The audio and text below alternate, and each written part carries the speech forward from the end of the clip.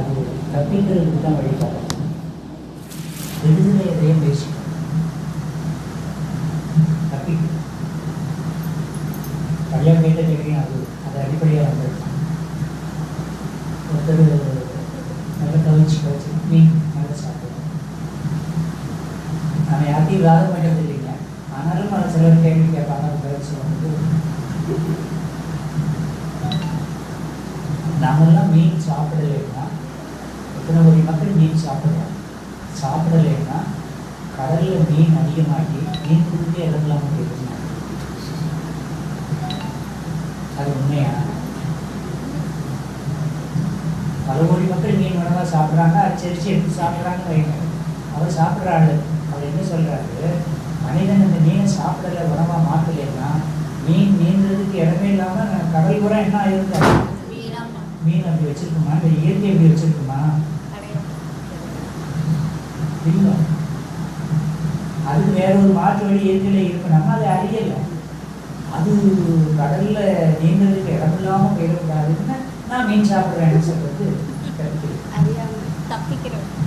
மனசு தப்பி. அது மாதிரி தான் இன்னொருத்தர் போல துன்பம் கொடுக்கல அப்படின்னா அவர் எப்படி அவர் பாவத்தை போக்குவார்? அப்படி ஒரு கேள்வி. துன்பம் பட்டு தான் பாவத்தை போகணுங்கிற அவசியம் இருக்கிறது. இப்போ விழிப்பு நிலைன்னு சொல்றோம்ல, அது எதுக்கு? பாவம் செய்யாமலும் பாவத்தை போக்குவதற்கு உண்டான நிலைதான் விழிப்பு நிலை. புதிய பாவம் செய்யக்கூடாது, இருக்கிற பாவத்திலிருந்து தப்பிக்கலாம். இப்போ செயல்களை தத்துவத்தில் சாமி இதை இணைச்சு கொடுப்பாங்க. பாவம் பதிவுகளும் இப்போ இனி பாவம் செய்யாமல் இருக்கிறோம், விழிப்பு நிலையில செயலாற்றுறோம், விளைவுகளை மாற்றி அமைச்சு கொள்கிறோம். இதற்கு முன்னால் செய்கிற செயல்கள் இருக்குதே, அதுல இருந்து எப்படி தப்பிக்கிறது?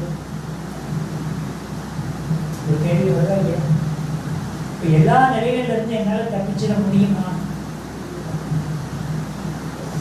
நாம் செய்ய வேண்டியது, நான் சொன்ன பாருங்க, இனி இந்த ஆத்மாவுக்கு இச்சையை ஊட்டி ஆற்ற வேண்டிய ஆகாமிய கர்மாக்களில் கொஞ்சம் விழிப்பு நிலையில இருந்து எந்த உயிருக்கும் துன்பம் இல்லாத நிலையில நம்முடைய வாழ்க்கையை நீங்கள் வழிபட்டுக்கோங்க. அது போதும். நம்மளால செய்ய முடிஞ்சது அது மட்டும்தான். அதை நீ செஞ்சுக்கிட்டாலே விளைவுகளிலிருந்து இயற்கை உன்னை கொஞ்சம் என்ன செய்யணும்னா விலைக்கு வைக்கும். அதையும் கடந்து ஒன்று வந்தால் அதை ஏற்றுக்கொள்ளக்கூடிய மனப்பக்குவம் உனக்கு இருக்கும். நீ அதை வந்து என்ன செய்ய மாட்டேன்னா அச்சப்பட மாட்டேன். அதை எப்படி சொல்லுவாங்க அப்படி கேட்டீங்கன்னா, நீ ஒன்றை நினைத்துக் கொண்டிருக்கிற போது மற்றொன்று நடப்பதுதான் வாழ்க்கை. நீங்க ஒன்று நினைச்சிட்டு இருப்பீங்க, இன்னைக்கு இதை அப்படி செஞ்சிடணும்னு நினைச்சிட்டு இருப்பீங்க, கரெக்டா அன்னைக்கு வேற ஒன்று வந்து நிற்கும். எதிர்பார்க்கும் வாழ்க்கை எல்லோருக்கும் கிடைப்பது இல்லை. நீங்க எதிர்பார்க்கிற மாதிரி உங்க வாழ்க்கை அமைப்பு சொல்ல முடியாது. இன்னைக்கு நான் ஆகாமிய கர்மாவை மாத்திக்கிட்டேன், ஒழுங்குபடுத்துறேன், சில விளைவுகள் நமக்கு நல்லதா இருக்குன்னு உதாரணம் கூட சொல்லி பேசுறேன். அதையும் கடந்து ஒரு விளைவு வந்தால் யார் அறிவா? அதையும் கடந்து ஒரு விளைவு வந்தால் எதிர்கொள்ளும் திறன் எனக்கு இருக்கிறது. அதுக்கு பேர் தான் விளைவு. அதை ஏற்றுக்கொள்கிறது. அந்த மறுதளிக்கிறதுக்கு ஒண்ணுமே நெய்யிலே இப்படி நடந்துட்ட அப்படி நினைக்கிறதுக்கு வாய்ப்பு இல்லை. இதுவும் ஒரு மனப்பக்குவம் தான். எது வேணாலும் நடக்கலாங்க.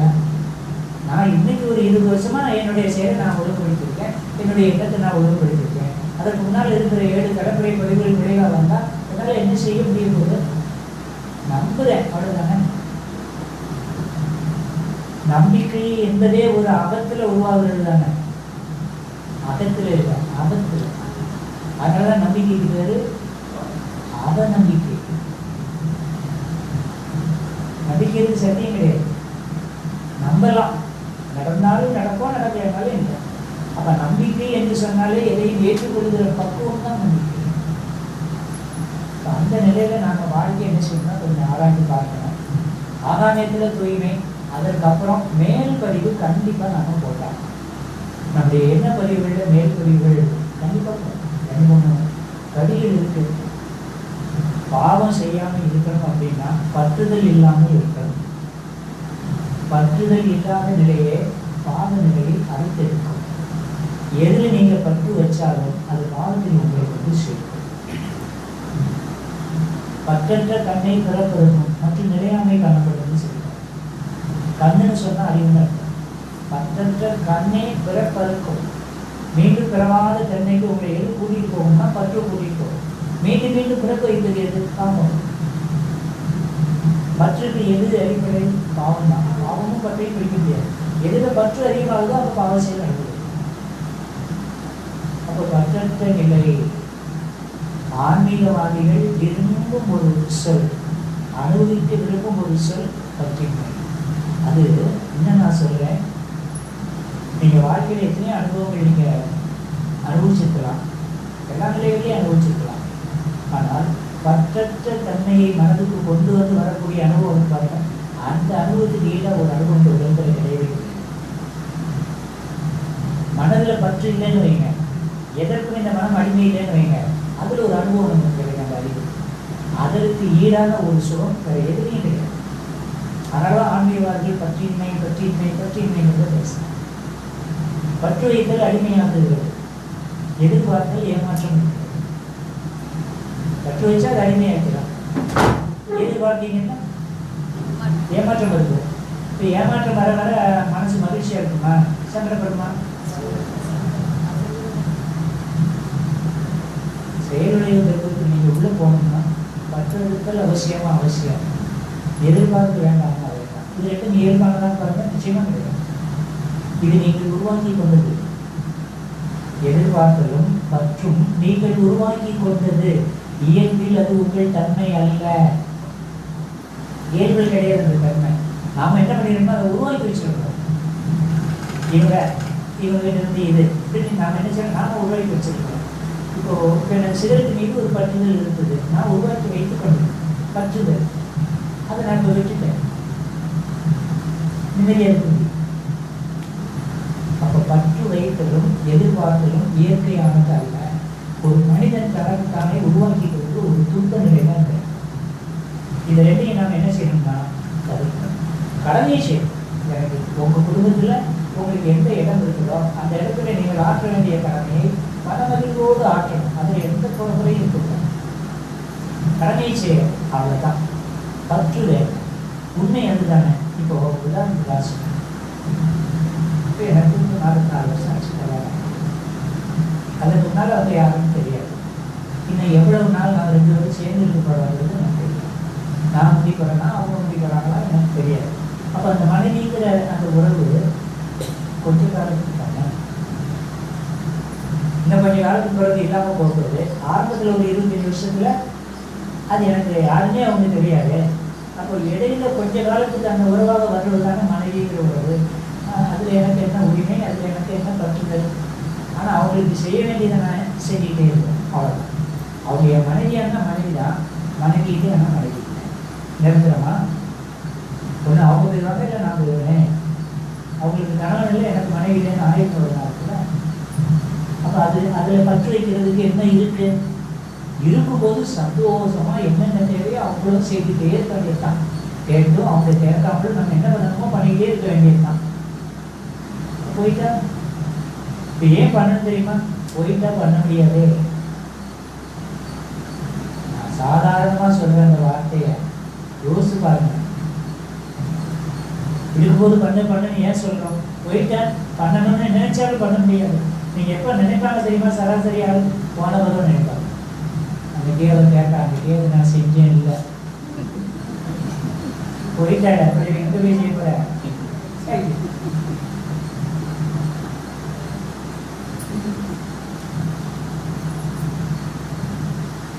இதெல்லாம் வாழுகிற காலத்துல அவங்களால நாம பெற்ற உதவி என்றது நீ அதை உரிமையா நினைக்கிற உதவிதான். அது எல்லா நிலையிலையும் கணவன் மனைவி காட்டுகிற உதவி, மனைவி கணவன் காட்டுகிற உதவி, பிள்ளைகளுக்கு பெற்றோர் ஆட்டுகிற உதவி, பிள்ளைகள் பெற்றோர் காட்டுற ஒவ்வொருத்தரும் ஒரு உதவி தானே செய்யணும். என் தேவையை அவங்க போட்டி பண்றாங்க, அவங்க தேவையை நான் போட்டி, அப்படித்தானே. இதை கடந்து என்ன இருக்கு? நிலையானதா இருக்க போதாது. சாமி அதை ரொம்ப விளக்கமா சொல்லுவாங்க. சாமிஜி ரோகாமரம் அவங்க மறைய போது கூட கண்ணீர் விட்டாங்கன்னா கண்ணீர் விட்டாங்க. சிறிது நேரம் கண்ணீர் விட்டுட்டு அடுத்த வரைக்கும் வந்தாங்க. இத்தனை காலம் வாழ்ந்த பெற்ற அனுபவங்கள், அவர்கள் செய்த உதவிகள், அவர்களே எனக்கு ஒரு அன்பு கண்ணீர். கருத்தில் இருக்கிறது. சரி, நான் அவங்க உடனே போகிறாங்க, நம்ம ஒரு வாரம் கழிச்சு போவோம், அவ்வளோதாங்க. இவ்வளோ நாளைக்கு வாழ்க்கைக்குள்ளே ஏதோ ஒன்று புரியுதுன்னு வைங்க, பற்று இருக்கு, ஐயோ ஐயோ ஐயோ ஐயோ சிலது அது போனதுலேயே ஏதோ மருந்து குடிச்சு செத்து போகுது. போதா கவலையா, அவர் போயிட்டாரு, என்னால் தாங்க முடியல, நானும் உடனே போகிறது. அப்படி இல்லை. அது அன்பு வேற, பற்று வேற. இப்போ அன்புக்கும் பற்றுக்கும் வித்தியாசம் இருக்காங்க, வித்தியாசம் இருக்கு, நிறைய வித்தியாசம் இருக்கு. இப்போ நாம எப்படி இருக்கணும்னா அன்பா இருக்கிறோம், பற்றுகளோடு இருக்கிறோம். உன்னுடைய காலம் முடியும் வரை உன்னுடைய தேவ ஆரோக்கியமும் உன்னுடைய அறிவாற்றலையும் இந்த சமுதாயத்துக்கு நீ பயன்படுத்த தயாராக இருக்கணும். குடும்பம் பிளஸ் சமுதாயம். குடும்பம் இருந்தால் குடும்பத்துக்கும், குடும்பம் இல்லையா ஒட்டுமொத்த பலனும் யாருக்கு? சமுதாயம். தைரியம் வேணும், ஏற்றுக்கொள்ளணும். ஆனால் இருக்கும்போது என்னென்ன பண்ணணுமோ அவ்வளோ கடமைகளையும் சந்தோஷமா ஆற்றணும். இந்த நிலைகளை, இந்த செயலை நீங்கள் சிந்திச்சு பார்த்து உங்கள் மனநிலையை மாற்றத்தை உருவாக்கி கொண்டு உறவுகளை மேம்படுத்துங்கள், அன்பு செலுத்துங்கள். இதை நீங்கள் செஞ்சுக்கிட்டு இருந்தால் போதும். இனி நடக்கக்கூடிய விளைவுகள் வந்து இயற்கை நம்மளை பாதுகாக்கும். அதனால இருந்து வழிகாட்டணும் அவசியம். இதை நீங்கள் அனுபவிச்சு பார்த்தா தான் தெரியும். ஆனால் இயற்கை வழி நடத்துகிறதா கட்டாயம் வழி நடத்துகிறது. நீங்கள் மாறி சரியா? அடுத்த நிலைக்கு நீங்கள் இப்போ செயல் செஞ்சிட்டோம், விளைவு வருது. இனி செயல் செய்யாமல் இருக்கணும், தேய செயல்கள் செய்யாமல் இருக்கணும் அப்படின்னு முடிவு பண்ணுறோம். ஓரளவு எடுத்த முடிவை செயல்படுத்தும் ஆற்றலை நீங்கள் வளர்த்துக்கணும். முடிவெடுக்கணும், எடுத்த முடிவை என்ன செய்யணும்னா செயல்படுத்தணும். முடிவெடுக்கிறது நீங்கள் கூடாது. இங்கே அனைத்தையும் அறிந்து கொள்வது என்பது அறிவு, செயல்படுத்துவது என்பது ஆற்றல். நம்ம எல்லாருக்கும் அறிவு இருக்கு, எல்லாத்தையும் அறிஞ்சுக்கிறோம்னா அறிஞ்சுக்கிறோம். சொல்ல சொல்ல நீங்கள் உங்கள் அனுபவத்தை அறிஞ்சிக்கிட்டே இருக்கிறீங்க இல்லையா? சில மாற்றங்கள் இருந்தால் நம்ம இப்படி இருக்கணும், சாமி இப்படி தான் சொல்லித்தாரா, அப்போ இந்த மாதிரி நம்ம நடந்துடுவோம் அப்படின்னு நீங்கள் முடிவு எடுக்கிறீங்களா? இந்த முடிவு எடுப்பது அறிவு. செயல்படுத்துறதுக்கு என்ன வேணும்? ஆற்றல். இப்போ எல்லாவற்றையும் நாம் அறிந்து கொள்கிறோம், செயல்படுத்துகிற ஆற்றல் நமக்கு இல்லையே. அப்ப எப்படி இருக்கிறோம்? பலவீனமா இருக்கிறோம். நம்ம மனம் ரொம்ப பலவீனமா இருக்கு. அதனால ஒரு முடிவு எடுத்தால் நம்மளால என்னப்படுத்த முடியல, செயல்படுத்த முடியல. அதனால ஒரு முறையாவது உங்கள் மனதை நீங்கள் வெற்றி கொண்டு ஒரு அனுபவத்தை பெறுங்கள். இதுதான் பிராக்டிகல். பிலாசபி இல்லை, அது தத்துவம், இது அனுபவம். உங்கள் மனதை நீங்கள் ஒரு முறை வெற்றி கொள்ளுங்கள்னு நான் சொல்றேன். ஒரு தடவை நீங்கள் உங்கள் மனசு ஜெயிச்சதை நீங்கள் உணர்ந்தீங்கன்னா மனதை முழுமையாக என்னால் ஜெயிக்க முடியுங்கிற ஒரு நிச்சயத்தன்மை உங்களுக்கு ஏற்படும். ஒரு முறை கூட உங்கள் மனதை நீங்கள் ஜெயிக்கல அப்படின்னா காலம் கூட மனம் போன போக்கிலே போய் முடிஞ்சுவாங்க. தத்துவம் தெரியும், அனுபவத்தில் ஒன்று இருக்கு. அப்போ மனதை நீங்கள் ஜெயிச்சிருக்கீங்கன்னா ஜெயிக்கணும். உதாரணம், அதான் தன்னை வென்றவன் தரணி ஆழ்வான்னு சொல்லியிருக்காங்க. அவங்க மனதை ஜெயிக்கிறது தான். தன்னை வெல்வதுன்னா தன் மனதை வெல்வது தான் வெற்றி, உண்மையில் வெற்றி. புரிதலுக்காக சொல். இப்போ நாளைக்கு காலையில் 4 மணிக்கு எழுந்திரிச்சு முதல்ல உடற்பயிற்சி, காயகல்பம், ஒரு 1 மணி நேரம் தியானம் இப்படி பண்ணணும்னு ஒரு முடிவு பண்ணி வச்சுக்கோங்க. 4 மணிக்கு அலாரம் வச்சாச்சு, ஆனால் படுத்தாச்சு. நீங்கள் உள்ள செட் பண்ணியிருக்கீங்க 4 மணி, அதே எழுப்பி விடும். இல்லை அலாரம் அடித்து எழுந்திரிச்சிங்கன்னு வைங்க. அலாரம் அடித்த உடனே ராத்திரி முடிவு பண்ணோம்ல, அதே மாதிரி டக்குன்னு எழுந்திரிச்சிருவீங்களா? கொஞ்சம் நேரம், 10 நிமிஷம் ஆகும். இப்போ 4 மணிக்கு எழுந்திரிச்சு எக்ஸசைஸ் பண்ணணும்னு முடிவு பண்ணது யாரும்? நீங்கள் தானே. அலாரம் வச்சுருந்தீங்க தானே. ஏன் இப்போ அலாரம் அடிக்கிறது முடிச்சாச்சு, இல்லை அலாரம் அடிக்கிறது வச்சுக்கோங்க. இப்போ முடித்த உடனே மனம் ஒரு சமிச்சை கொடுக்கும். 4 மணி தானே, ஒரு 4:10க்கு, ஒரு 4:15க்கு எழுந்திப்போம். இதெல்லாம் உங்கள் அனுபவத்தில். இப்போ இந்த 4 மணிக்கு முடிச்ச பிறகு பெட்டை விட்டு எந்திக்காம விடமாடுப்பாங்க. எது விடமாடுப்பாங்களா? மனசாக எடுப்பாங்க. நீ அந்த இடத்துல வெற்றி கொள். நீ மனம் அல்லவே, மனமே நீ இல்லை. நீ அனுபவம் கொள்வதற்காக உன்னுடைய சக்தியுடைய விரைவு தான் எண்ணங்கிற ஒரு நிலையில் அலையா இருக்கு. அதுவே நீ அல்ல. இது வாட்ச், என்னுடைய வாட்ச்னா வாட்ச் வேற, நான் வேற. என்னுடைய சட்டை அப்படின்னா நான் வேற, என்னுடைய சட்டை வேற. என்னுடைய எண்ணம் அப்படின்னா நான் வேற, என்னுடைய எண்ணம் வேற. எண்ணமே நான் அல்ல, மனமே நான் அல்ல. அப்ப மனம் போராடுதுல, நீ அறிவை பயன்படுத்தி நீ வெற்றி கொள். உன் மனதை விட்டு நான் 4 மணிக்கு செய்வேண்டா, நீ என்ன தெரிஞ்சுறது, நீ அங்க போராடு, வெற்றி வா, எந்திரிச்சு வந்து முகத்தை கழுவி பார்ப்போம், ஜெயிச்சிட்ட. இப்படி ஒரு தடவை 2 தடவை உன் மனசை நீ ஜெயிச்சீங்கன்னா எல்லா நிலையிலையும் மனதை என்னால் வெற்றி கொள்ள முடியும் என்ற நிச்சயத்தன்மை உங்களுக்கு வரும். மனதை தோத்துக்கிட்டே இருக்கீங்கன்னு வைங்க, சரி எப்படி உடற்பயிற்சி பண்ணாலும் சாப்பிட்டான் உடற்பயிற்சி பண்ணாலும் சாப்பிட்டான் பண்ணாமலே செத்து போக மனசு சொல்லும். எல்லாரும் தியானமா பண்ணிட்டு இருக்கான். இன்னும் சொல்ல போனா தியானம் பண்ணாம தான் நல்லா இருக்கும். மனசு சொல்லும் தியானம் பண்றோம்ப்பா, அவன் பண்ற உடற்பட ஓவர், அது சராசரி வந்துட்டு சொல்லி அதனால நம்ம வந்து தியானம் தான் போட்டோம். மனம் ஒத்துழைக்கவே ஒத்துழைக்காது. பாருங்க, உங்க அனுபவத்திலே இருக்கும். அந்த இடத்துல நீங்க என்னன்னா 1-2 விஷயங்களை ஜெயிச்சுக்காங்க. இப்ப சாமி சொல்ல பாருங்க, உணர்ச்சிகள்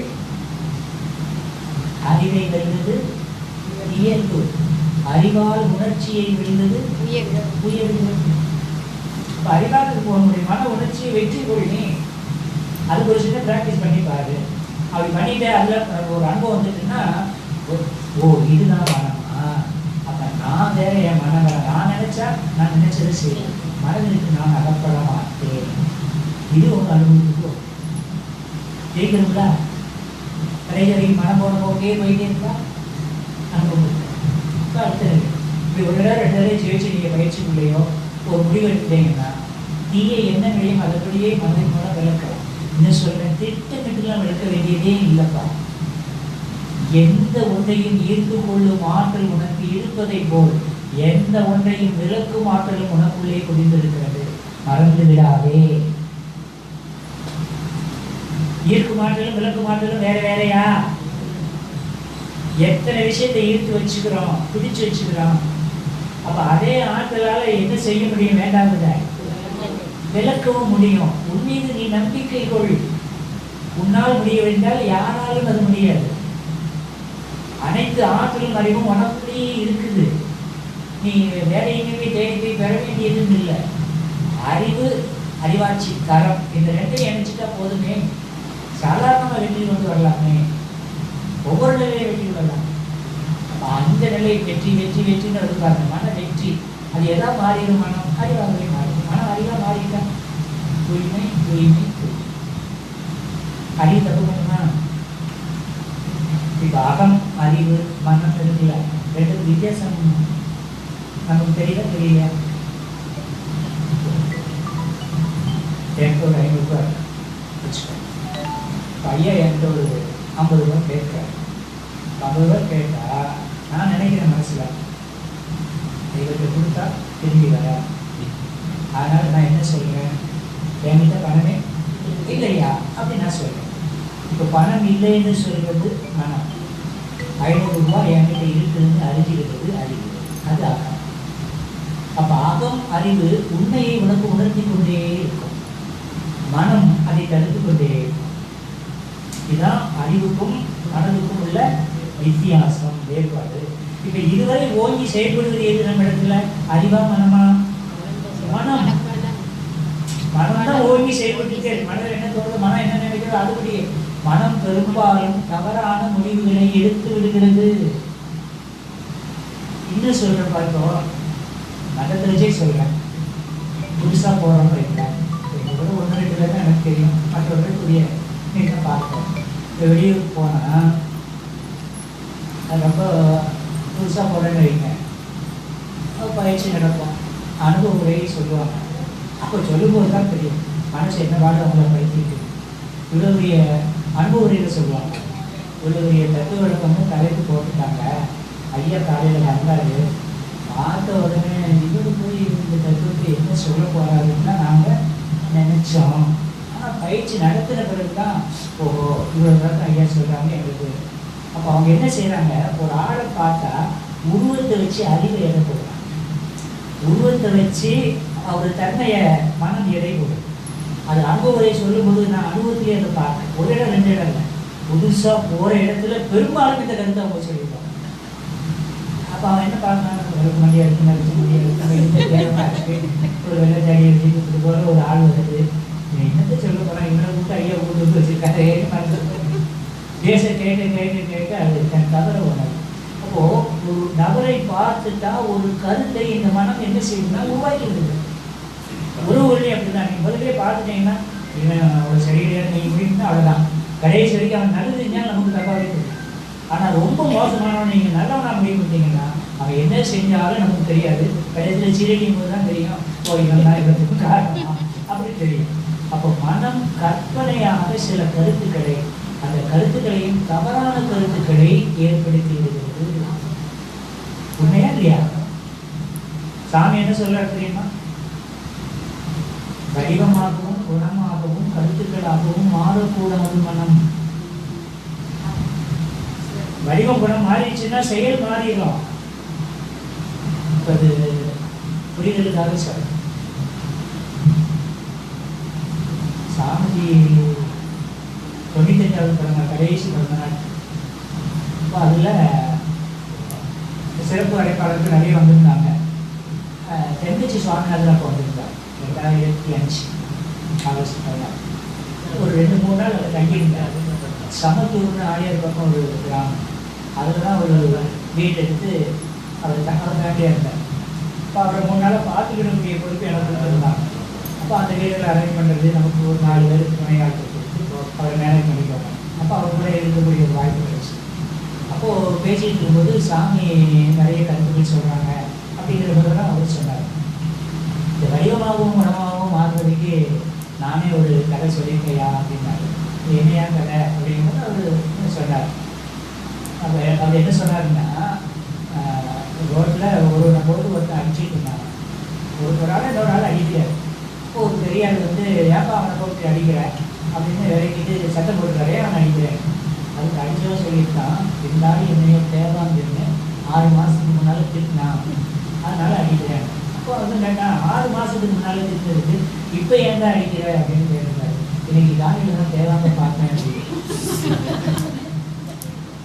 அப்போ தேவாங்க பார்க்காத வரைக்கும் அவனுக்கு அதை பற்றி ஒன்றும் பிரச்சனையே இல்லை. தேவாங்க பார்த்த பிறகு இதுதான் தேவாங்க. அவன் நீங்க என்ன சொன்னான், தேவாங்கு அப்படின்னு சொல்லிட்டா இவன் யாரா மாறிடுறான், வடிவம் எடுத்துட்டா குணம் வந்துடும். ஒருத்தர் நாயேன்னு சொல்லிட்டாருன்னு வச்சுக்கோங்க, ஹிந்தியில் என்ன நாயேன்னு சொல்லிட்டு எனக்கு ஒன்றும் தெரியாது, நான் பாட்டு. ஆனால் தமிழில் என்ன நாயேன்னு சொல்லிட்டா எனக்கு கோபம் வந்துடும். ஏன், நான் யாரா மாறிடுவேன், நாயாக வடிவம் எடுத்துட்டா நாயினுடைய குணம் என்ன, குளிப்பது கைப்பது எடுத்து பராமரி. அப்போ வடிவமாகவும் குணமாகவும் மனம் வடிவமாக மாறுது. வடிவமாக மாறின உடனே அதே குணம் வந்துடும். இப்போ நம்ம வீட்டில் வடிவமாகவும் குணமாகவும் தான் மாறிக்கிட்டே இருக்கும். அந்த செயல் விளைவு என்ன ஆகும்,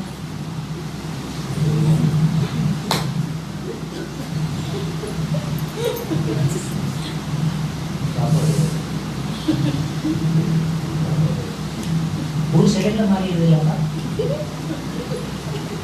அப்போ மாறிச்சுன்னா என்ன பண்ணும், நாயா மாறிச்சுன்னா பிஸ்கெட் போடுறது.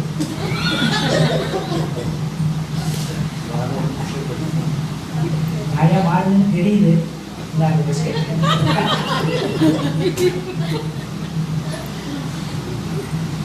கொஞ்சம் டீ டம்ளர்ல கொடுக்கும், கட்டில் ஊற்றிடுறாங்க. பிஸ்கெட் கொடுக்க தெரியணும், டம்ளர்ல பார்த்து கொடுக்க தெரியா போதும். அதுக்கு ஒரு விழிப்பு தனி.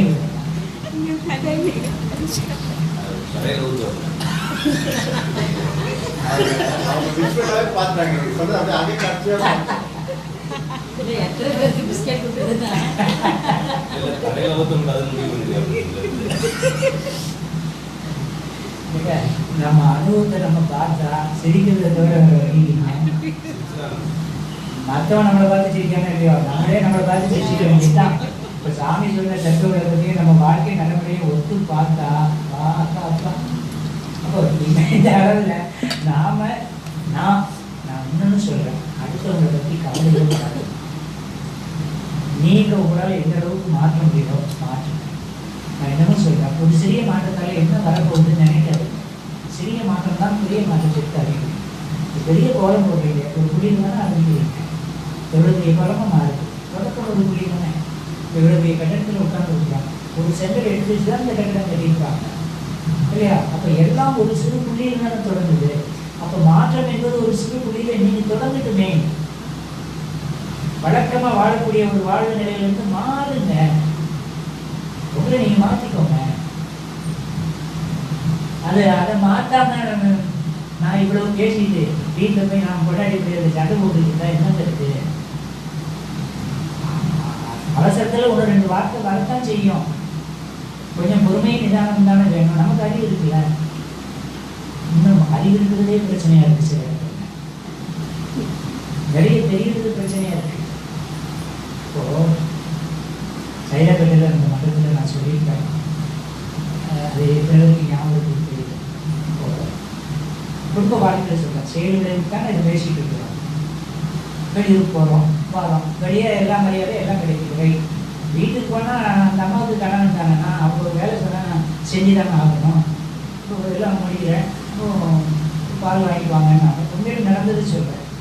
பால்காரன் டெய்லி வந்து போட்டுருவாரு, போடலை. அப்போ அன்றைக்கி பால் போடாமல் போயிட்டாருப்போ ஒரு லிட்டர் பால் வாங்குறேன். சரின்னு ஒரு லிட்டர் பால் வாங்கி கொடுத்துட்டேன். சாயங்காலம் ஆச்சு. சாயங்காலம் வெளியே போகும்போது ஒரு லிட்டர் பால் வாங்கிட்டு வரேன்.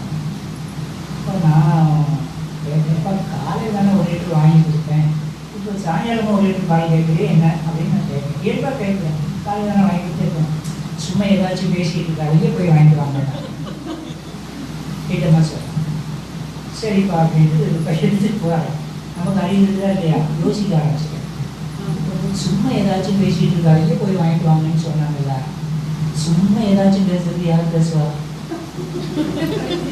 எனக்கு அர்த்தம் இல்லாம சும்மா தானே பேசிட்டு யார் பேசுவாங்க?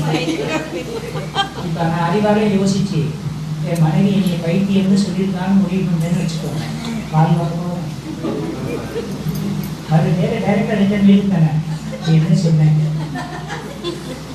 ஏன்னா அறிவால சிந்திச்சுட்டேன். எனக்கு அப்படியே தெரிஞ்சு வச்சு அவங்க என்னை பைத்தியம்னு சொல்லிட்டாங்க. என்ன பார்த்தா பைத்தியம்னு சொன்னேன்.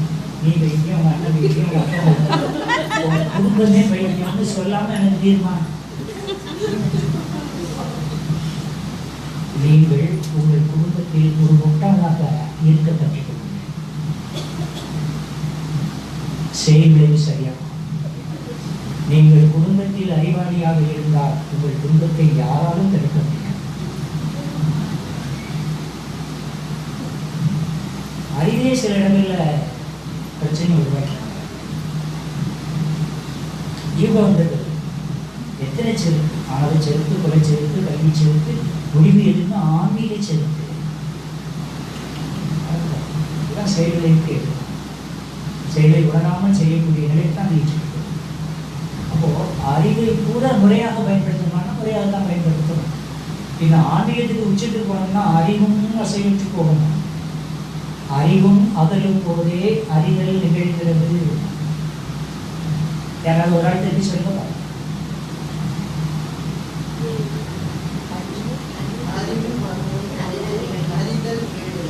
எஸ், அறிவும் அகலும் போதே அறிதல் நிகழ்கிறது. தான் சொல்றார், அறிவு அறிய வேண்டுமானால் புலன் கடந்து அறிவு அறிவுள்ள அனைத்தையும் கடந்து. அறிவை அறிய எப்போது அறிய முடியும்? அறிவு மனம் என்ற நிலையில் புலன் சார்ந்து இயங்கக்கூடாது, அதை கடக்கணும். அறிவு புலன் கடந்து அறிவு அறிந்துள்ள அனைத்தையும் கடந்து. அறிவுக்கு இறைவனை பற்றி என்னெல்லாம் தெரியுமோ அதையும் அந்த அறிவு என்ன செய்யணும்? கடந்து போகணும். தத்துவ குப்பையை அகற்றிடுவாய். ஞானத்துக்கு தத்துவம் ஒரு குப்பை தடை. அதனால அறிவும் அகலும் போதே அறிதல் நிகழ்கிறது.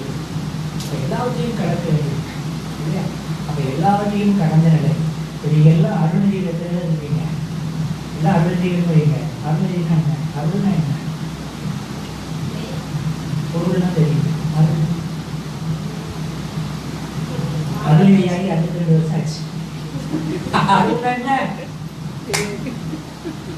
யாருக்கு தெரியும் சாமி அருள்னு சொன்னாரு.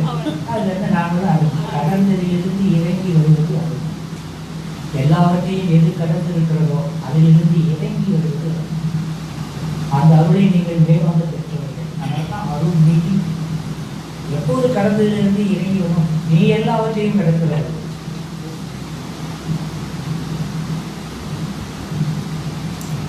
எல்லாவற்றையும் கடப்பதற்கு அதற்கான முயற்சி தான் நான் என்ன பண்ணோம் தொடர்ந்து பண்ணிட்டு இருக்கிறோம். இந்த இடத்துல நான் மீண்டும் மீண்டும் உங்களை கேட்டுக்கொள்வது, கவனமாக இருங்க, வெளிப்பாக இருங்க. நான் ஆடியாவே சொன்னேன், இங்கேயும் சொன்னேன், தவம் செய்வோம், அறம் செய்வோம், அன்பு செய்வோம். இந்த மூணும் பிடிச்சுக்கோம். நீங்கள் செய்ய வேண்டிய மூணு தான். தவம் செய்வோம், அறம் செய்வோம், அனைத்து இடத்தில் அன்பு செய்வோம். கொடுத்து யார் நமக்கு என்ன செஞ்சாலும் செஞ்சாலும் சரி, செய்யாலும் சரி, ஒரு மீது நான் நன்றி செய்வேன். நல்லா இருக்கேன், தூய் மனது முடிஞ்சா ஒரு முடியத்தை நல்லா இருக்கும், நிறைவாக பண்ணலாம். அவனும் நல்லா இருக்கும், நல்லா இருக்கும். உயிர் மீது இழக்க காட்டும் வாழ்க்கை அகற்றவத்தால் அனைத்து உயிர்கள் அருள் நட்பை பெற்றிடலாம். பொய்யாகுமா? தமிழ்நாடு மொழி மாதிரி மலைப்பாம்பு தூக்கி தமிழில் போடலை சாமி, ஆனால் சொல்லிட்டார். சொல்லிட்டார், அகத்தளத்தால் அனைத்து உயிர்கள் அருளத்தை பெற்றிடலாம். சத்தியமா? சத்தியம். நீ அனைத்து உயிர்கள் அன்பு இருந்தால் உன் அன்பு அனைத்து விட்டு இருந்தா அனைத்து வாக்கு வடிவத்தில் அன்பாக இருக்கும் சத்தியம். அப்போ அந்த நிலையில் உயர்ந்த தத்துவத்தை சாமிஜி நமக்கு கொடுத்து போயிருக்காங்க. அதில் ஆழமான விளக்கங்கள் எடுக்கக்கூடிய குறைப்பு தான் இன்னைக்கு நாம் சிந்தனைக்கு எடுத்துக்கொண்டு கொண்டது கருமையும் இன்னொரு செய்யப்படுகிறது. என்ன செய்யலையோ அது கருமையத்தில் கழிவு. அதை நீ ரிப்பீட் பண்ணி விளைவாக உனக்கு வந்து குறித்து கொடுக்கும். செயலும் கருமையத்தின் தன்மையே, விளைவும் கருமையத்தின் தன்மையே. கருமையத்தையும் செயல்களையும் குறித்தே விடலாம். சரியா? அதனால் நல்லதையும் நினைப்போம், நல்லதையே பேசுவோம், நல்லதையே செய்வோம், நல்ல வாழ்க்கை எதிர்பார்க்கல. செய்ய வேண்டியது கடமை செய்யணும். எது வந்தாலும் அது நிறைவேற்றப்படும். அப்படி வரும்போது தான் நாம் யாரை மாறணும்னா உண்மையான மனவளை கிடைக்கலாம். அப்படி இல்லை அப்படின்னா ஒரு நாள் எத்தனையோ கூடி போடுறோம் பாருங்க, அதில் மனவளை கடையில் ஒரு அதை தவிர்த்து சாமி சொன்ன அந்த தத்துவத்தை இன்னைக்கு காலையில் இருந்து இதெல்லாம் என் நினைவுக்கு வந்ததோ அதையெல்லாம் உங்கள்கிட்ட என்ன செஞ்சுருக்கேன், பகிர்ந்துருக்கேன். இந்த தத்துவ கருத்துக்கள் உங்களுக்குள்ள நிலைக்கட்டும். வீட்டுக்கு போனால் சூழ்நிலைகள் மாறும். இதை பேசுனது நினைவுக்கு வரும்போது அதோட கொஞ்சம் இசைந்து போகும். வீட்டுக்கு போனால் பிரச்சனை யாராவது சொல்லுவாங்க, பேசாமல் வருவாங்க. நாம் அந்த இடத்துல கொஞ்சம் நிதானம் கொடுக்கணும். உடனே பதில் பேசாமல் கொஞ்சம் சரி பேச கேட்கணும். ஒரு 2 நாள் 3 நாள் அப்படி பழகிட்டீங்கன்னு வைங்க, நம்ம ஒரு நல்ல மனிதனை நம்ம என்ன செஞ்சிடலாம், மாறி விரையில்லாத ஒரு மனிதனை நாம் வாழலாம். எல்லாத்தையும் அன்பு செய்யக்கூடிய ஒரு மனிதனாக நம்ம வாழலாம். அது முடியாதது இல்லை. நமக்கு தேவை கொஞ்சம் வச்சுக்கிட்டாங்க. சில சின்ன சின்ன தியாகம், ரொம்ப உயிரெல்லாம் தியாகம் பண்ணுறாங்க. சின்ன தியாகம் எனக்கு கொஞ்சம் வேணும். இப்போ இன்னைக்கு இங்கே வரேன். நேற்று நான் அம்மா பேசும்போது கூட சொன்னேன், நான் அவங்களை வந்து காலையே நான் விட்டுறேன் அப்படின்னு தான் பையன் சொன்னார். ஆனால் இன்றைக்கி காலையில் அவங்க வேறு ஒரு இடத்துக்கு போக வேண்டியது வந்துருச்சு. நான் இதுக்கு கோவப்பட முடியுமா? இன்னைக்கு நீட்டு என்னைக்கியா, நாளைக்கா? இன்னைக்கு தானா? இப்போது மருமகா ஸ்டேட் பேங்க்ல டெப்டி மேனேஜராக இருக்காங்க. நீட் கொஸ்டின் ஒரு கண்டெய்னரில் வந்து பேங்கில் தான் இறக்கி வச்சுருக்காங்க. இப்போ காலையில் அவங்க 4:30 மணிக்கெல்லாம் கிளம்பி போய் 6 மணிக்குள்ள எல்லா பிரான்ச்சஸுக்கும் அந்த கொஸ்டின் நீட் கொஸ்டினை கொடுத்து விடுறாங்க. அது வேற கொஞ்சம் பேர் வரலையா, நிறையா இருக்காங்க இருக்கலாம். அப்போ அவங்க அங்கே போக வேண்டியிருக்கு, கூட போக வேண்டியிருக்கு. அப்படின்னா எதுக்கு முக்கியத்துவம்? ஏன் அவள் வரமாட்டாளா, ட்ரெயினில் வர சொல்லு? நான் அப்படி இல்லை. அப்போ இந்த இடத்துல சில வேலை தான் இருக்குது. பஸ்ஸில் வரணும்னா கொஞ்சம் சிரமம் தான். கூட்டம் வேலை, இந்த கூட்டங்கள் ரூட்டில் கூட்டம் இருக்குது. ரைட். அப்போ நீ அவர் கூப்பிட்டு அவங்க வீட்டுக்கு கூட்டிகிட்டு போது நான் போயிட்டு வரேன். இவ்வளோதான். இதில் நான்கிறது ஈகோ எது முக்கியம், எந்த இடத்துல எது அவசியம், அதை உணர்ந்து விட்டு கொடுக்க வேண்டிய இடத்துல விட்டு கொடுத்தா போதும். நிம்மதியாக இருக்குமா, சந்தோஷமா இருக்கும். சரியா? அதனால் இங்கே பேசுகிற தத்துவங்கள் உங்கள் வாழ்க்கை அனுபவங்களாக மாறணும்னா நீங்கள் அதை நடைமுறைப்படுத்த வேண்டும். அப்படி நடைமுறைப்படுத்தக்கூடிய மனோசக்தியை தியானமும் காயகல்பமும் உங்களுக்கு கொடுக்கும். அதனால் தவம் செய்வோம், அறம் செய்வோம், அன்பு செய்வோம் என்று சொல்லி இந்த ஒரு நல்ல வாய்ப்பினை ஏற்படுத்தி கொடுத்த அம்மாவர்களுக்கும் அறக்கட்டளை சார்ந்த நிர்வாகிகளுக்கும் கேட்டுக்கொண்டிருக்கின்ற அனைவருக்கும் என்னுடைய நன்றியை சொல்லி மீண்டும் ஒரு முறை ஆசானின் தேர்தலோடு இணைந்து நன்றி. நீங்களும் உங்கள் அன்பு குடும்பமும் வாழ்க்கை வளமுடன் வாழ்க்கை